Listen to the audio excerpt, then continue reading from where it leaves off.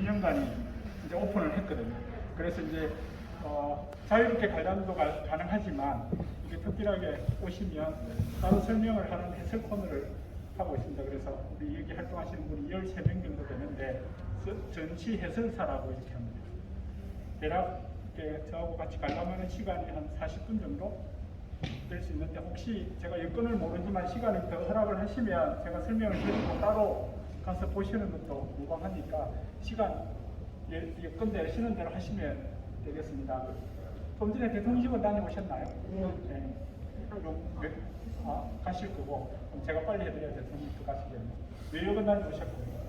우리 여기 기념관 잠깐 설명을 해드리면, 전체적인 건물은 깨어있는 시민 문화 체험 전시관, 굉장히 어렵죠. 네. 그렇게 이름이 되어 있고, 그래서 오시던 그 입구가 1층이고 지금 내려오신 것처럼 보이지만 이곳이 1층, 그래서 노무현 기념관 이렇게 부르고 있습니다. 지금 보실 곳이 기념관이고요. 기념관은 총 10개의 전시실로 구성이 되어 있어서 1전시실 태어나서부터 해서 쭉 대통령실 때까지 과정, 그리고 공항에 내려오셔서 생활하시던 것, 그리고 서거하시던 10전시실까지 이렇게 모든 대통령의 생애를 한 장소에서 보실 수 있는 곳입니다. 전시실마다 보시면 사진들과 영상들, 그리고 이제 참고 자료들이 있어서 보시면 다 이해가 되시지만, 그래도 같이 보면서 같이 공감하면 더 훨씬 더 좋겠다 싶어서 중간중간에 제가 설명을 하고 가도록 하겠습니다. 대통령께서 1946년도에 이렇게 척박한 땅에서 태어나가지고 이렇게 아주 우람한 나무로 성장을 하는 그 과정에서 노무현 대통령의 모습을 보고 일반 시민들이 함께 큰 나무를 만드는데 함께 하게 되었습니다. 그리고 이제 그 우람한 나무에서 만들고자 했던 그 열매들이 과연 무엇이었는지, 사람 사는 세상, 그리고 시민 정책을 생각했던 그분의 노무현 대통령의 생각을 한번 하시면서 보시도록 하겠습니다. tic겠다 받으셨죠? 여기 전국의 식당은 틱에서 다 QR코드 짚고 들어가시면 되는데, 앉아 계시는 곳에서 보시면 정면에 보이는 글자 보이시나요? 살아야 이분이 바로 그분이시다. 박석에 우리 노무현 대통령 박석이 있잖아요. 여기 가시면 15,000개의 박석이 있는데 그 박석 중에 하나의 박석입니다. 이렇게 보시면 시민 심산천님이 쓰신 박석인데, 내용이 우리 기념관의 많이 담아 있어서 이곳에 옮겼는데요. 당시에는 잘 몰랐지만 서거하시고 나서 보니까 이제야 그 진심이 전해지는 내 마음속의 대통령이다. 그리고 자라나는 미래 세대들이 노무현 대통령을 잘 알았으면 좋겠다는 그 뜻이 담겨 있는데, 이 기념관의 뜻과 같다고 보시면 됩니다. 이제 이러셔서 전시관 입구로 가시겠는데,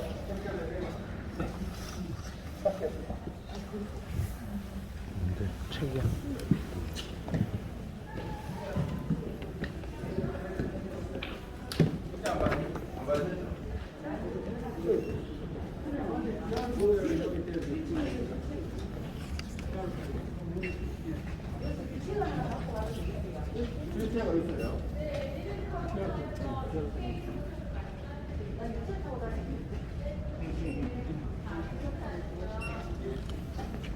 저쪽으로도 사용 가능합니다. 저쪽 편도 사용 가능합니다. 그쪽 QR코드.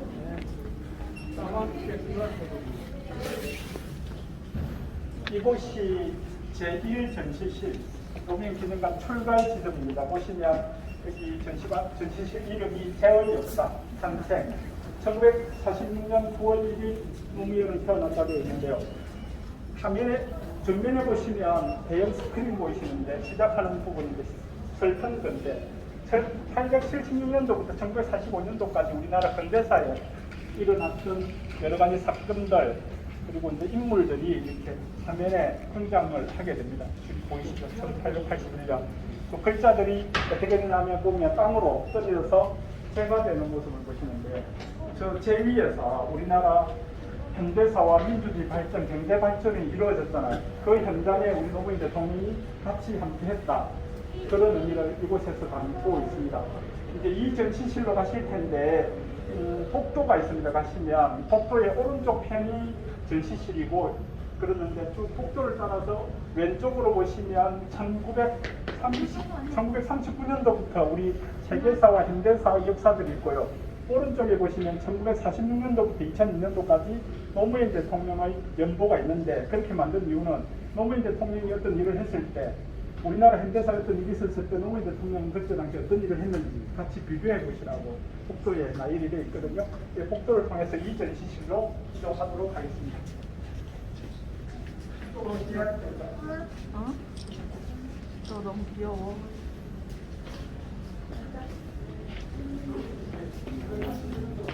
왼쪽은 세계사 historia 특별한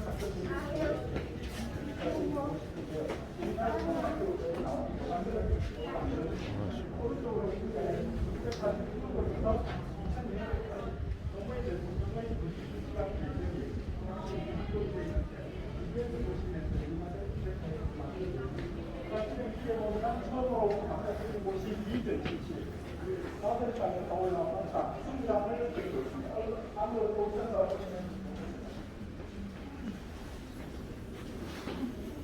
성적사 신분도 1200개라고 20대까지 이 봉하마을에서 살았습니다. 참 못 사는 동네, 낙동강 주변이라서 농농사가 참 안 돼서 살기가 어려웠던 곳인데, 그 시절에 중학교 1학년 때 작은 누나 결혼식 때 찍은 사진, 가족 사진 중에서 유일하게 한 장 남아있는 사진입니다.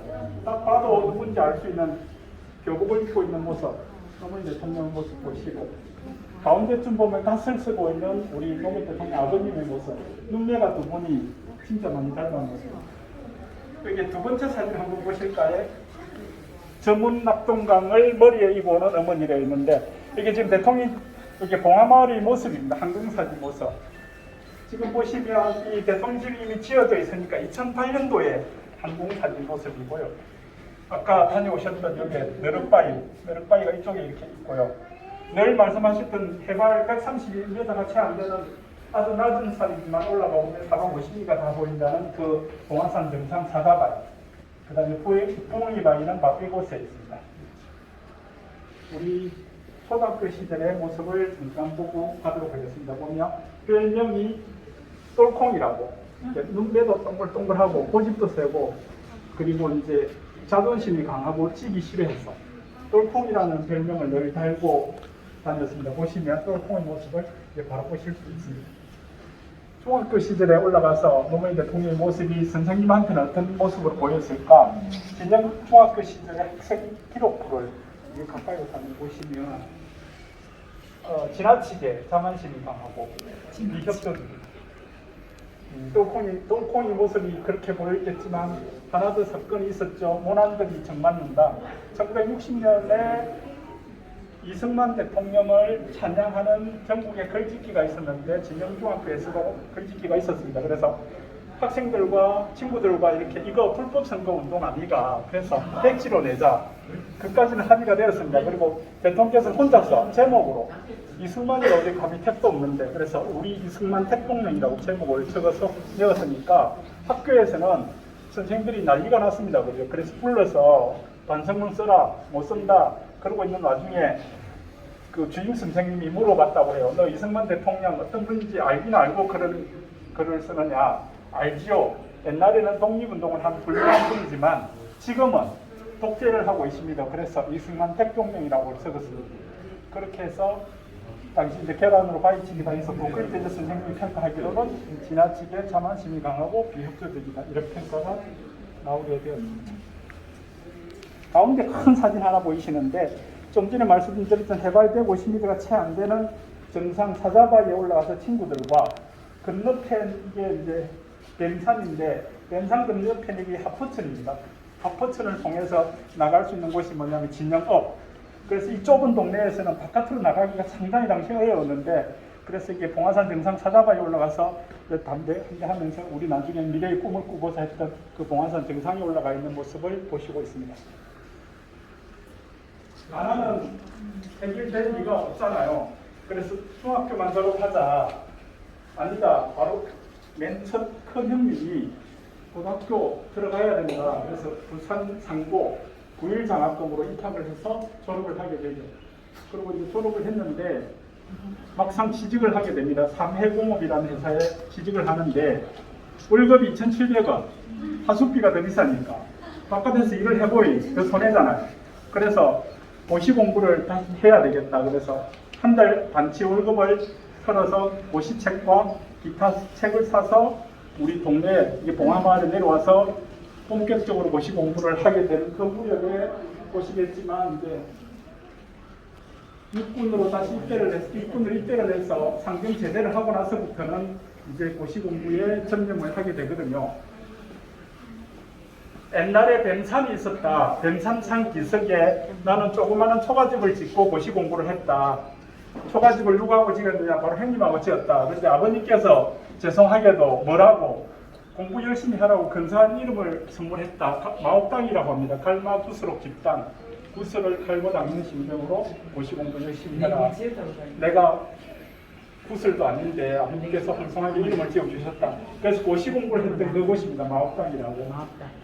지금 아까 오실 때 이청에서 바로 건너편에 변산에 보면 보이는 집인데 그때 당시 흔적도 없어졌지만 작년부터 저희들이 이 마옥당 집을 다시 복원을 해서 지금은 저렇게 복원이 되어 있습니다. 다음에도 기회가 되시면 마옥당 가서 보시면 되고 당시에 읽었던 이 고시책 한번 보시면 좋겠고요. 고시공부 처음에 마옥당에 하실 때는 시골 여기 봉하마을에서 고시공부하기가 부적합 하니까 거의 이곳에 가서 먹고 자다시피 해서 마옥당에 공부를 했습니다. 근데 세월이 좀 지나서 1973년도 1월 달에 여사님과 결혼을 했는데 그래도 가정을 꾸렸으니 노상 거기 가서 공부하는 건 안 되잖아요. 그래서 아침에 일어나서 마옥당에 가서 공부를 하고 저녁에는 다시 퇴근을 해서 집에서 다시 공부를 하고 그러면 점심을 해결할 방법이 없잖아요. 배달도 안 되고. 그래서 여사님이 밥을 해서 이고 우리 큰애를 업고 500m 되는 마옥당을 들판을 걸어서 마옥당까지 가는데 지금 소리 들리시죠?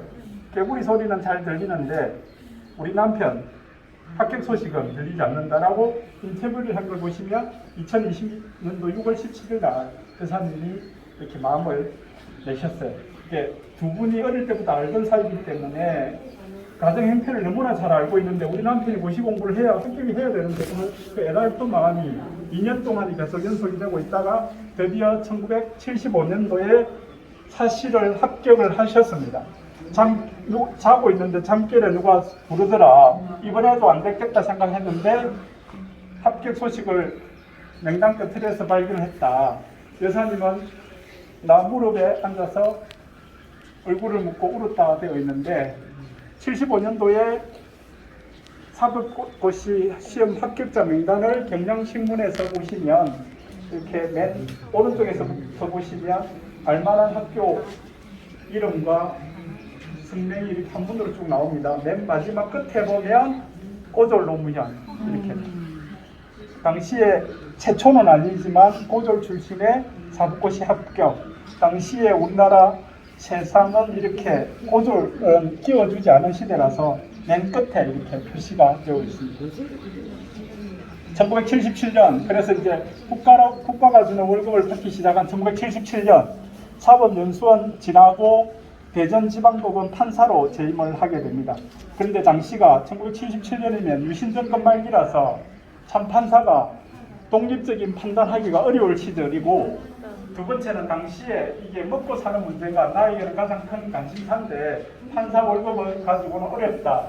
그래서 보시면 8개월 만에 법복을 벗고 다시 다른 인생을 사시는데 그게 뭐냐면 변호사 활동이십니다. 변호사 활동을 삼전시실에 가서 보시도록 하겠습니다.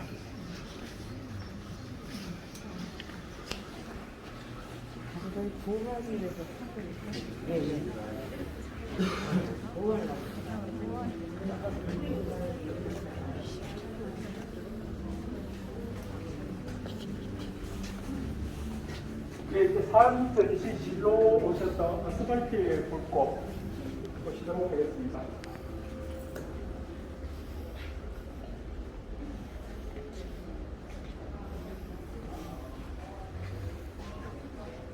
당시에는 먹고 사는 문제가 가장 큰 관심사였다. 그래서 판사 8개월 만에 그만두시고 변호사 활동을 시작을 하십니다. 그래서 부산에서 그래도 고졸 출신인데 인맥도 없으니까 뭔가 방법이 없을까? 영화 변호인 보셨겠지만 조세 전문 변호사 활동. 당시에는 변호사가 하지 않은 일들, 법무사가 하던 일들을 노무현 변호사가 이 일을 시작하게 됩니다. 그래서 제법 돈도 좀 벌고, 그래서 어깨 힘도 좀 들어가고, 그래서 가난을 벗어 던졌다는 성취감, 안도감, 안락함 이런 걸 누리고 있었다. 그래서 영화 변호인 보시겠지만 아파트도 한 채 사고 요트도 조그마한 걸 마련해서 한번 해보겠다. 요트도 타고 다녔습니다.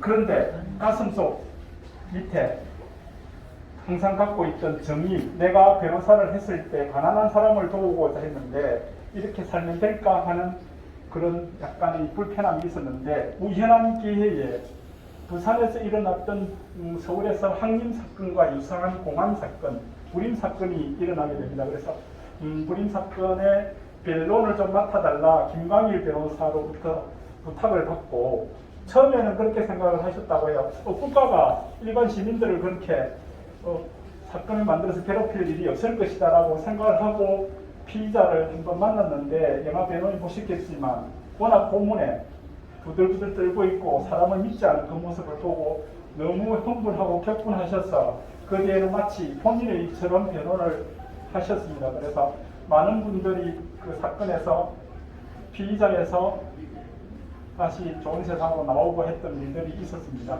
그래서 이제 그때부터는 이제 잘 나가는 활동은 이제 못하시고 인권운동으로 점점 발이 들어가시는데, 두 번째 사건이 보시면 미국 문화원 방화 사건입니다. 활동가들이나 신부님들이 미국 문화원 방화 사건에 대해서 너무 많이 관여하셨는데 거의 후속되고 하시니까 이럴 때 활동을 더 적극적으로 하셨는데, 당시에 그런 활동을 하셨던 변호사들의 모임이 정법회라는 모임. 그래서 그 정법회는 지금 민주사회를 위한 변호사 모임으로 발전되고 있습니다. 1982년도까지 이제 오게 됩니다. 그래서 당시에 이제 노동법률사무소를 만들어서 지역에서 활동을 하고 계시는데, 참 먹고 사는 문제와는 이제 점점 멀어지기 시작하는데, 그래도 많이 이렇게 돈을 버는 활동을 하고 있어서 불편한데, 1982년도에 우연한 기회에 두 분이 만나게 되죠. 누구? 문재인 변호사와 노무현 변호사. 노무현 변호사께서 먼저 활동을 하고 계셨는데, 그렇게 말씀하셨어요. 자서전 운명이다에 문재인 변호사를 만났는데 좀 미안하다. 내 혼자 잘 살려고 먹고 살려고 애를 쓰고 있었던 모습이 부끄럽기도 하다. 문재인 변호사께서는 이렇게 말씀하셨어요. 참 인간적이다. 우리 과의 사람을 만난 것 같다. 그래서 두 분이 만났던 모습을 각각 책에 이렇게 언급을 했는데, 보시면 노무현 자서전 운명이다와 문재인 자서전 문재인의 운명, 각각의 책에 보면 이렇게 기록이 되어 있습니다. 문재인 변호사는 아시겠지만 당시 우수한 성적으로 사법고시 합격을 하셨지만 시위 전력이 있어서 감옥에 계실 때 합격 소식을 들었기 때문에 판사는 하기가 힘드니까, 그러면 변호사를 해야 되는데 검사는 맞지 않고, 그래서 부산에 어머니가 계시니까 부산에 가서 활동을 해보자. 그래서 소개를 받고 노무현 변호사와 함께 만나서 활동을 시작을 하게 되는데, 그 시절이 1982년도에 구민동 시절입니다. 이렇게 보시면 변호사 간판 보이시죠?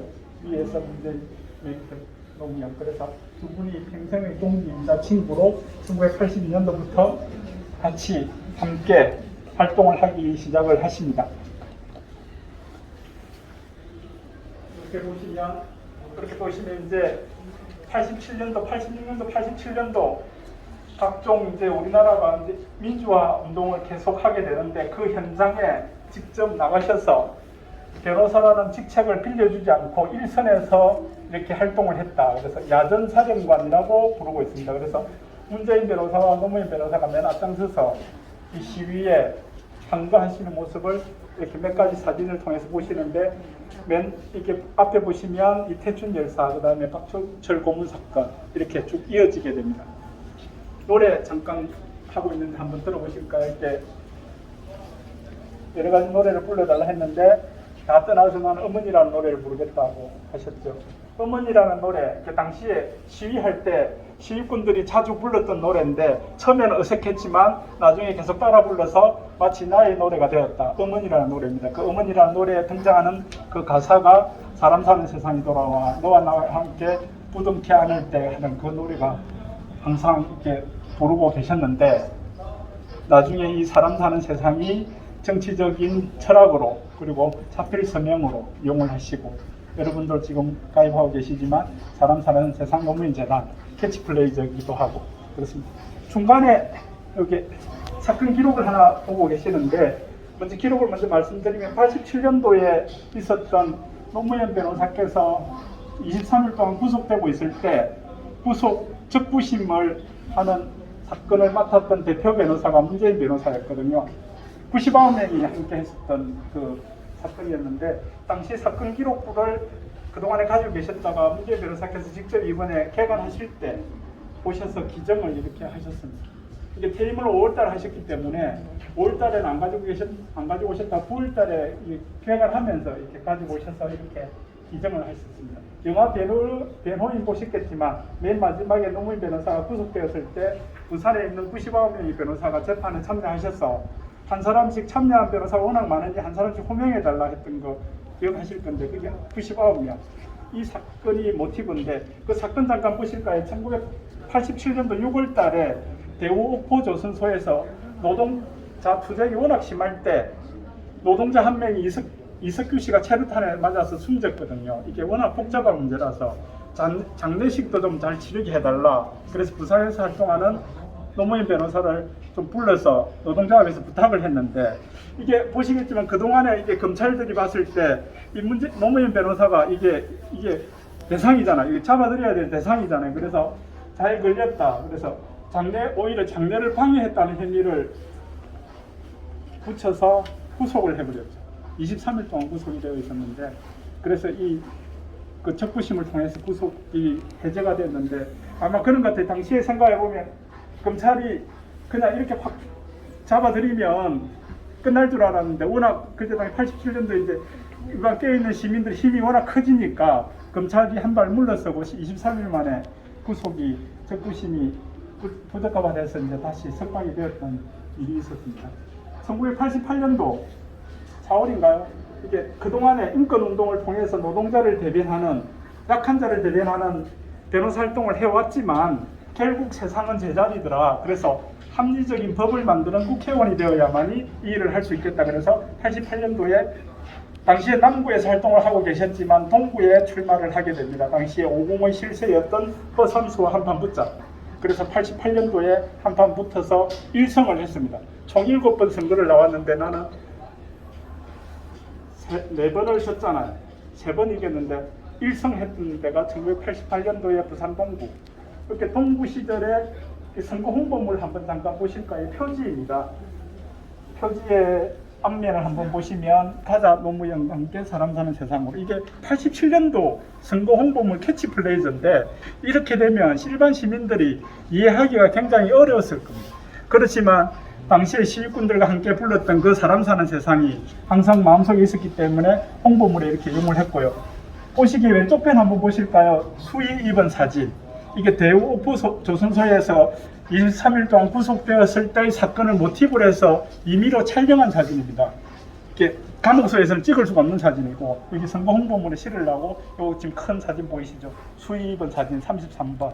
이 사진을 찍어서 이 선거 홍보물에 이렇게 딱 실었습니다. 그래서 이때 4월 달부터 이제 선거 홍보물에 사람 사는 세상이라는 단어가 등장을 하게 됩니다.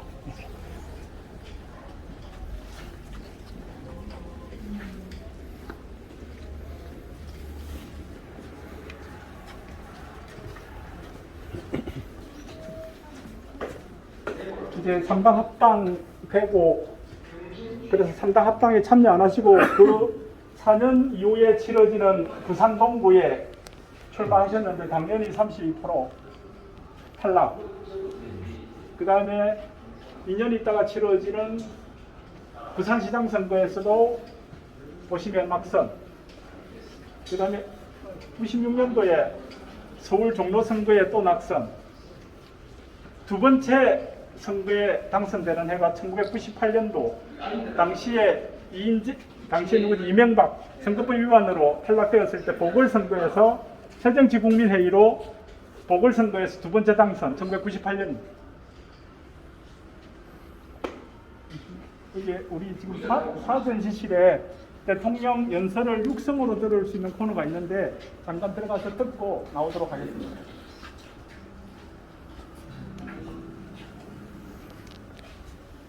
제가 뭐랄까 사회 문제 눈을 뜨는 과정을 경험했습니다. 오랫동안 도전하고 오랫동안 승부를 해왔습니다만 가장 어려웠던 승부는 자신과의 승부였습니다. 긴 설명드리지 않아도 여러분과 생각하실 것입니다. 가장 어려운 적은 가장 어려운 상대는 제 마음속에 있습니다. 저의 이기심 안에 있고 저의 비겁함 안에 있고 저희 아니란 말이에요. 그렇습니다. 자, 존경하는 국민 여러분, 독도는 우리 땅입니다. 그냥 우리 땅이 아니라 40년 통한의 역사가 뚜렷하게 새겨져 있는 역사의 땅입니다. 독도는 일본의 한반도 침탈 과정에서 가장 먼저 병탄되었던 우리 땅입니다. 일본이 러일 전쟁 중에 전쟁 수행을 목적으로 편입하고 점령했던 땅입니다. 러일 전쟁은 제국주의 일본이 한국에 대한 지배권을 확보하기 위해 일으킨 한반도 침략 전쟁입니다.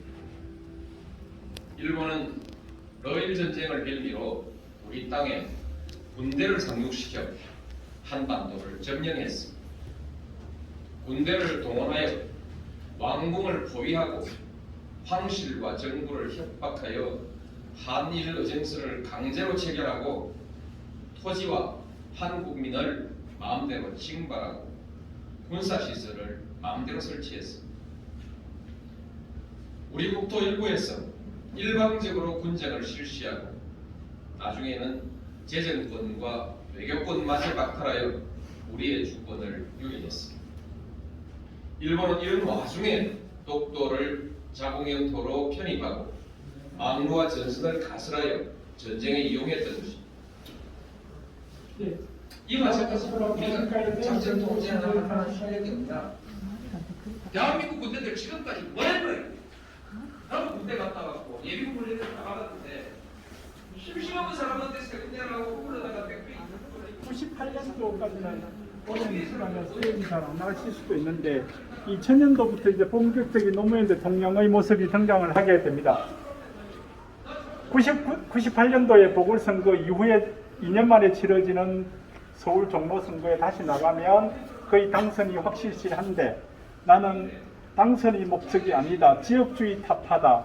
밀실 정치를 없애기 위해서 원래 출마했던 부산으로 다시 나가겠다. 그래서 부산 북강서을에 2000년도에 이렇게 출마를 하시게 되면 거의 부산 지역에 보면 프로테이지가 33%, 35%, 35.7%로 확실하게 낙선을 하셨습니다. 그래서 당시에 저녁에 이렇게 참모진들이 너무 선거에 많이 떨어지니까 힘들어하고 있는 그 시간에 대통령께서는 인터뷰하신 내용을 보시면 그 내용을 확실히 알 수 있습니다. 선민이 패배니 이런 것 때문에 나는 선거에 나오는 게 아니다. 그리고 부산 시민을 욕하지 마십시오. 이렇게 말씀을 하셨습니다. 시민들이 가만히 보니까 지금까지 혼자서 저렇게 고군분투하는 모습이 그리고 꿋꿋하게 가는 모습을 보고 바보라는 호칭을 쓰게 됩니다. 그래서 2000년 6월 달에 노무현을 사랑하는 사람들의 모임 노사모가 이렇게 창립을 하게 됩니다. 2000년 6월 달입니다. 지금부터는 일반 노사모 시민들과 노무현 대통령이 함께하는 모습을 같이 보실 수가 있습니다. 2001년도 이제 해양수산부 장관 하셨고 당시에 해양수산부 장관 하실 때 가끔 인터뷰 같은 거 하실 때 대통령 그래 나도 준비하고 있다는 어떤 말씀을 하신 바가 있는데요. 본격적으로 말씀하신 게 2002년도입니다. 이거 제만 할 수 있는 해설인데요. 한번 들어보시겠어요? 노무현이 만난 링컨입니다. 지금 이 책이 없습니다. 시중에 사실로가 해도 없었는데 노무현 대통령 그동안에 많이 떨어지고 왔잖아요. 근데 이제 야 이렇게 우리나라가 정의를 외치고 올바른 역사를 만들고자 하는 사람이 너무 많았는데 결국 승리하는 모습을 보여주지 못했다. 그러면 우리 자라나는 미래 세대들에게 정의를 외치고 올바른 역사를 만들었는데 다 실패했다 이러면 뭐라고 정의를 외치라고 할 수 있냐.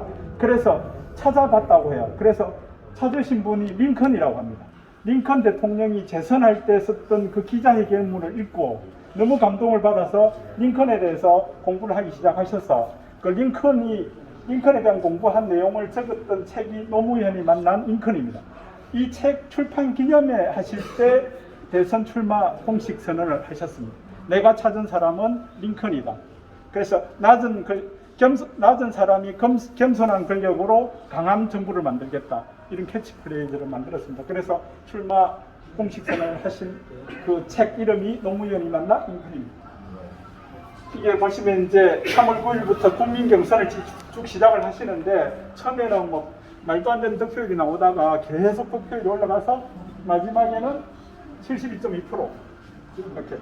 당시에 이제 중간에 후보들이 다 그 후보 사퇴를 하셨는데 인재 후보하고 싸울 때 우리 장인어른이 자기가 활동을 했다라는 그 공격에 이제 연설을 하실 때 아시잖아요. 우리 장인이 무슨 활동을 했는지는 모르겠으나 나는 지금까지 우리 와이프 만나서 잘 살았고 그래서 후보 자격이 없다라면 후보 사퇴하겠다고 그렇게 연설을 하신 바도 있습니다.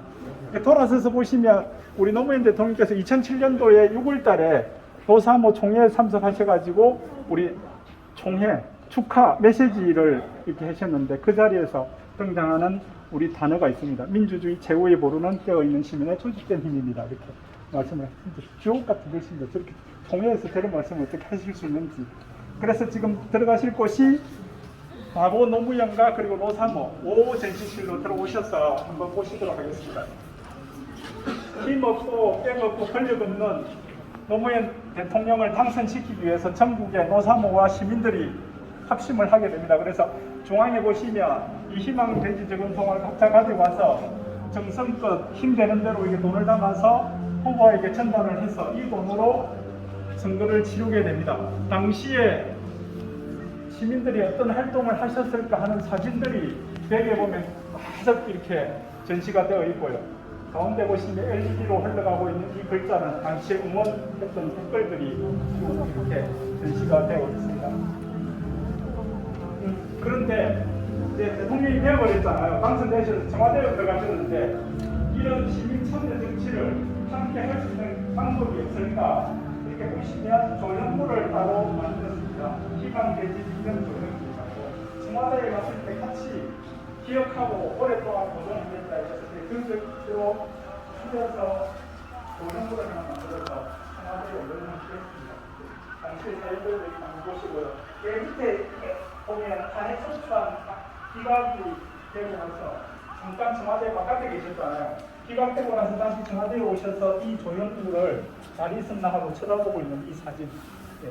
그래서 이 대통령 탄핵 기간에만 제외하고는 청와대에 함께 있었던 조형물입니다.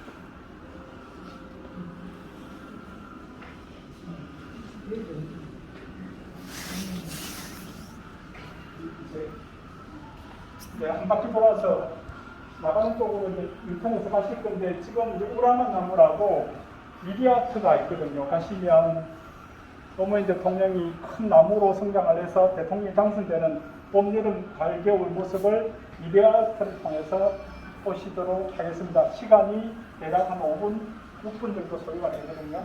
그래서 가셔서 보시고 다음 장소로 이동하도록 하겠습니다.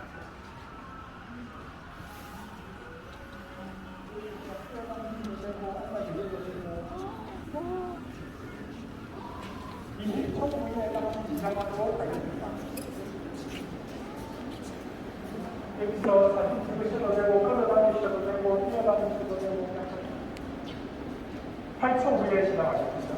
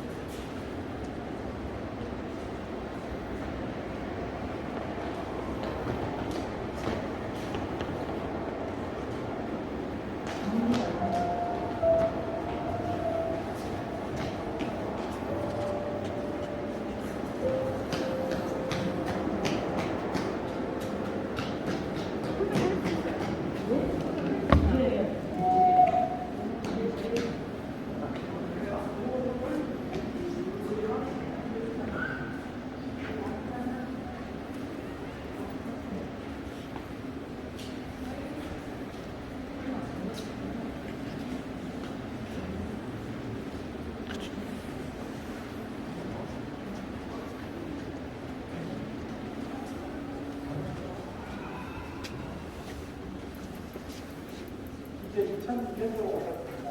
참여정부 5년 동안의 정책과 성과, 그리고 당시의 언론과의 관계, 이게 7년 동안에 그 6년 동안의 기록들이 있습니다. 먼저 보시면 일그러진 거울이라고 벽면에 보시면 이렇게 디지털로 신문들이, 당시 신문 기사들이 이렇게 잔뜩 실려 있는 모습을 보시게 되는데요. 언뜻 보셔도 좀 편향적이고 왜곡되고 자극적인 기사들.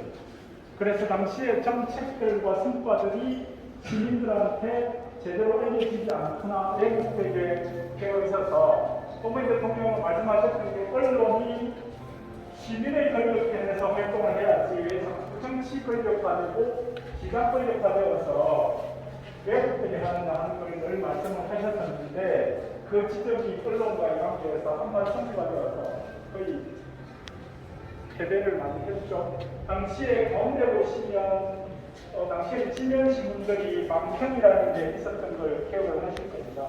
그 망평에서는 더 자극적으로 그리고 있으면서 예고편의 편파적으로 이해하는 분들이 많이 일어나요.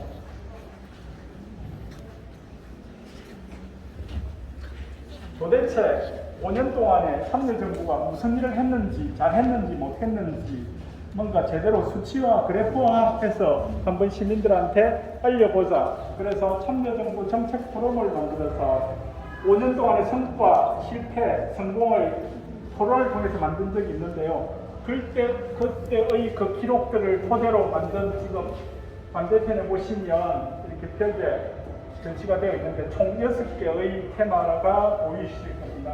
경제, 고용, 국방, 외교, 균형 발전, 이렇게 사회 정치 개혁. 이렇게 뭘 잘했는지 못했는지 한번 보자. 그래서 당시에 일반 시민들이 많은 분들이 왜곡된 언론 보도에 의해서 잘 모르고 계셨던 그분들이 그 내용들이 있는데 실제 들어가서 지금도 한번 보시면 아 그때 그랬지 그런 걸 한번 보실 수가 있습니다. 그래서 들어가서 보시면서 다음 파일 전시실로 가실 텐데 하시는 길에 한번 쭉 눈으로 훑어보시면서 가도록 하겠습니다.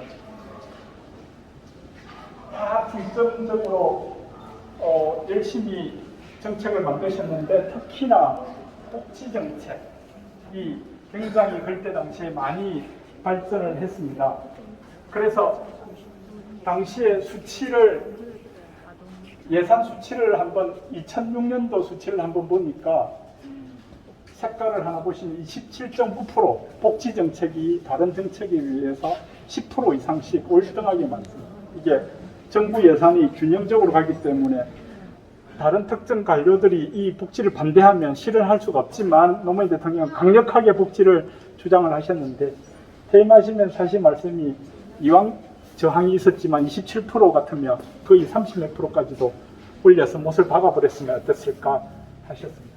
당시에 지금은 다 우리가 누리고 있는 그런 복지 정책들, 건강보험 보장성 강화, 그리고 이제 지금 진짜 많이 확대되고 있는 기초 노령연금. 다음에 우리 그 자녀들이 오면 한 번 더 깊이 공부하면 좋겠는데 이지원이라고 있습니다. 청와대에서 소통하는 시스템. 그래서 일반적으로 당시에는 만약에 최하위 공무원이 안을 내더라도 정책이 올라올 수 없는 상황인데 이 시스템은 누구나가 안을 내더라도 다 볼 수 있는 내용들. 그래서 이지원이라고 만들었는데 당시에 2008년도에 봉화 이지원 기억을 하실 겁니다. 내가 퇴임을 하는데 내가 만든 이지원을 가지고 갈 수 없으니 국가기록원으로 이관을 했는데 봉화에서 내가 볼 수가 없으니 그러면 전직 대통령이 서울에 가서 이지원을 봐야 되느냐, 하나를 복사를 하겠다. 그래서 봉화에 이지원을 하나 복사해 왔는데 나중에 저게 국가기록을 유출했다. 그래서 봉화 이지원 유출 사건. 그래서 이명박이가 노무현 대통령을 공격하기 시작했던 그 사건입니다. 이제 파일 전시실로 하셔서 그건 아닌 것 같습니다. 규칙했다고 그때 말이 같아요. 노무현 대통령 정책 중에 하나가 국가 균형 발전. 그래서 지역이 잘 사는 농촌 만들기. 그래서 그런 말을 한 내가 서울이 좋다고 있을 수는 없다. 그래서 나도 지방으로 가고 싶다. 그런데 어디로 갈까? 부산 경남으로 가자. 근데 어디로 갈까 결정을 못하고 계셨는데 2006년도 3월이라고 합니다. 나이지리아를 방문하신 자리에서 여사님이 태어나고 자란 봉하마을로 가십시다 라고 말씀을 하셔서 그래서 너무 좋아하셨다고 합니다. 그래서 이제 2006년도 10월 달부터는 봉하마을에 대통령 집에 들어오기 위해서 여러 가지 설계를 하시고 그래서 2008년 6월 25일 날 봉하마을에 내려오셔서 입주를 하게 됩니다. 봉하마을에 내려와서 시민으로서 낮은 권력으로 내려오셔서 함께 이루고자 했던 그 시민으로서 농부로서의 삶이 지속되어야 되는데 불과 1년 2개월 만에 중단이 되었지만 그래서 지금은 일반 시민들이 다시 이어가고 있지만 당시 1년 2개월 동안에 하셨던 일들 그런 장면들을 타이 전시실에서 잠깐 보고 가도록 하겠습니다. 네.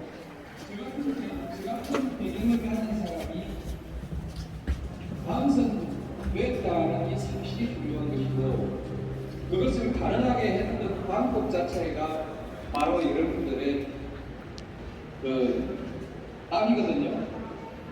박희민을 했는지 뭐 어쨌는지 모르지만 우리 사회 그 힘이 있는 겁니다. 일정이 바쁘시다니까 여기 보시고 전시 시청해서 하도록 하겠습니다. 그 다음에 그 법과 원칙만 법과 원칙만 계산은 좋다. 사람이 같지만 여러 가지 사람이지만 사회적으로 얘기하는 것은 서로가 서로를 의지하고 또 돕고 사는 거죠. 옛날에는 우리는 이제 마을 공동체 그게 우리나라의 복지제도를 두고 있습니다.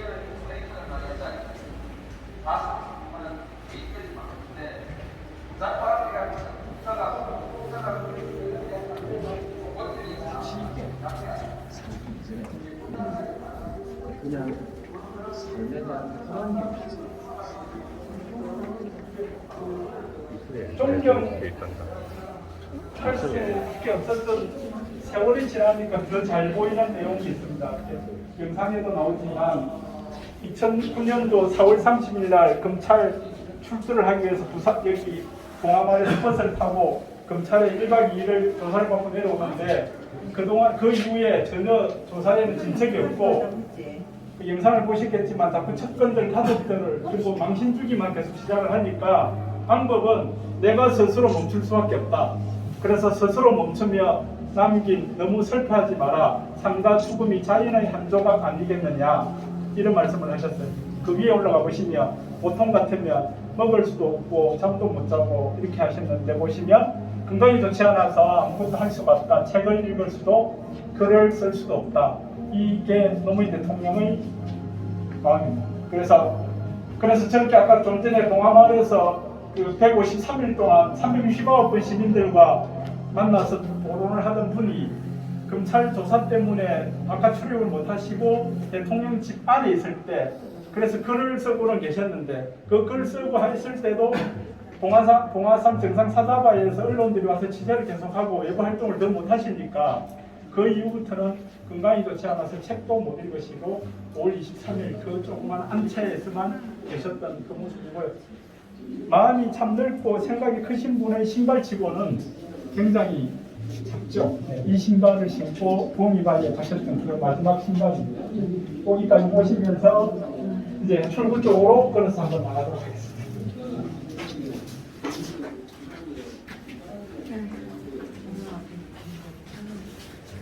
얼마나 있나?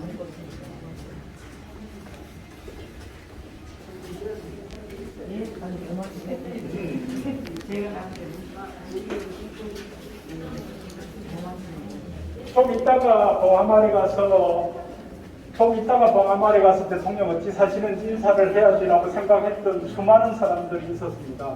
2008년도 다행히 봉하마을에 오셔서 대통령과 인사를 하신 분도 있지만 나중에 퇴임하고 나서 좀 이따가 봉하마을에 와서 인사드리겠지 했는데 2009년도 5월 23일 날 서거하시는 바람에 그 마음을 오롯이 전한 방법이 서울의 덕수궁 돌담길에 이렇게 포스트잇을 붙여서 시민들이 마음을 지냈는데 그때의 그 모습을 이 봉화마을에 옮겨왔습니다. 그래서 여러분들이 나중에 나가실 때 까먹을지 모르지만 여기 나가실 때 뭐 안내데스크에 전자방명록을 쓰실 수 있는데 거기 쓰면 여기에 바로 화면에 나타나게 이렇게 되어 있습니다. 마음이 필요하시면 적어두시고 가시면 되고요. 하나만 더 보고 가실 게 있어요. 2002년도에 후보로 결정되고 나서 유시민 장관을 찾아가서 노무현 대통령이 이런 말씀을 하셨죠. 노무현의 시대가 오겠어요. 이게 노무현 대통령의 생각입니다.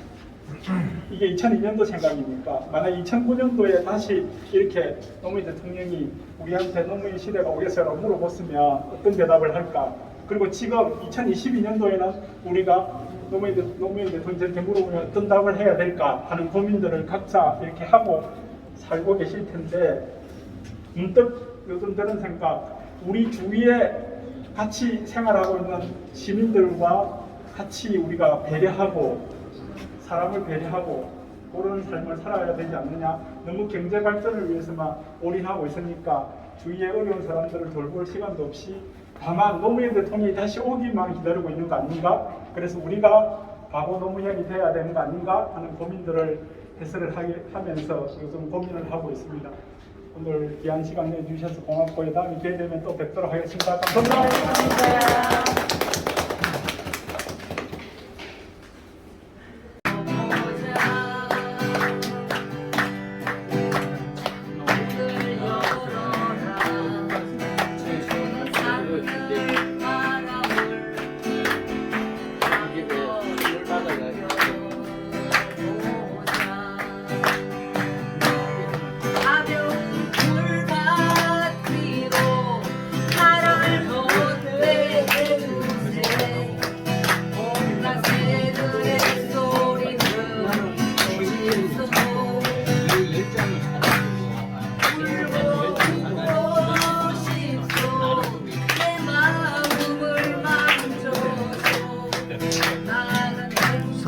성함이 어떻게 돼요? 손? 아, 저요. 신수정.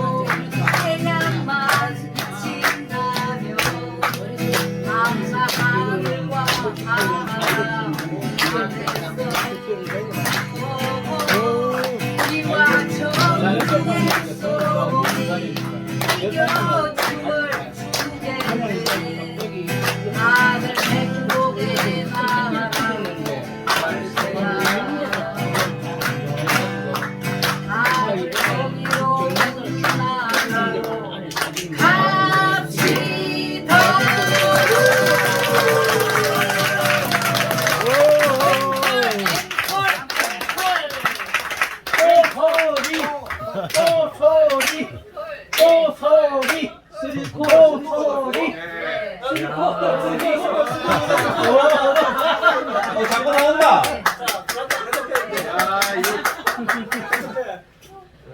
아니, 30분 먹겠지. 아는 시간당 시간당 만 원이 아니라 3분당 만 원. 오늘 밤새겠습니다. 아니 제가 많이 남았습니다. 네 사람 내 곁에 같이 부르면 좋겠어요.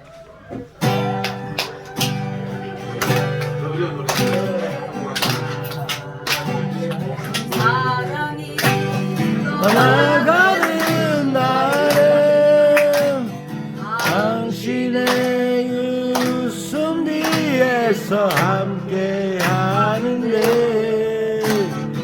철이 없는 욕심에 그날은 미련해 당신이는 아닌지 아니겠지요.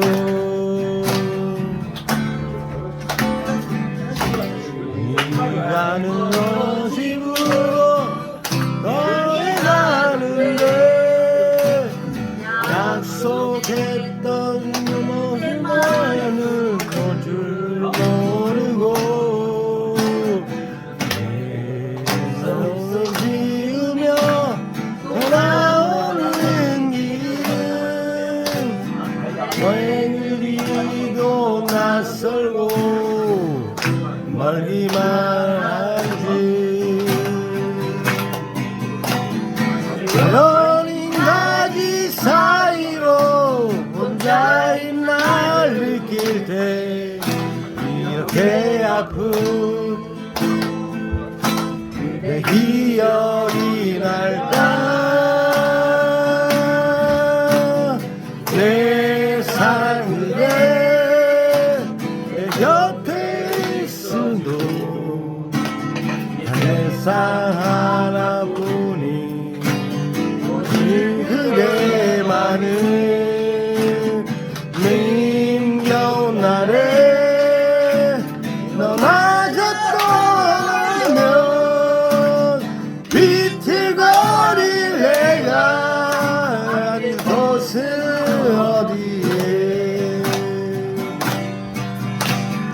비틀거릴 내가 아닌 곳은 어디에 비틀거릴 내가 아닌 곳은